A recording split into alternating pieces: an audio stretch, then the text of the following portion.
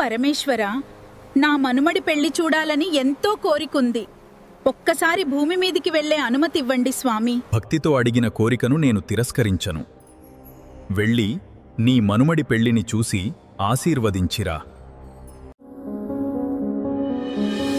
అమ్మమ్మో నేనేమి వింటేనమ్మా, వాకిళ్ళ నిలిచింది వాస్తవమా?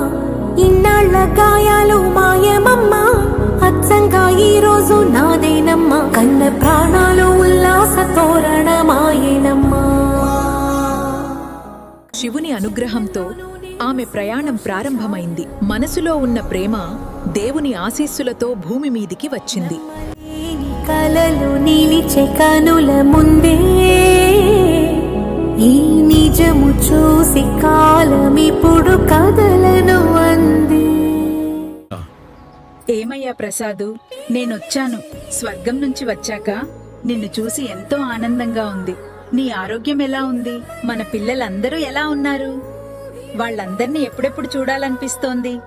త్వరగా పోదాం పదండి వాళ్ళ దగ్గరకు.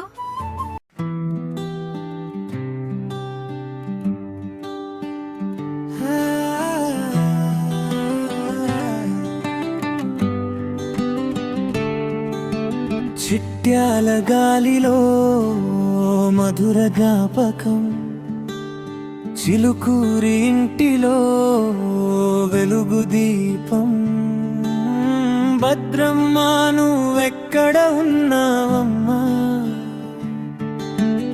ఈ శుభవేళలో చూస్తున్నావమ్మా. పెళ్లి పందిరిలోని ఆశీర్వాదమే మనవడికి మార్గం చూపే దీపమే. కన్నీటి చుక్కల్లోని నవ్వే కనిపిస్తుంది, మనసులలో నువ్వే జీవంగా నిలుస్తుంది.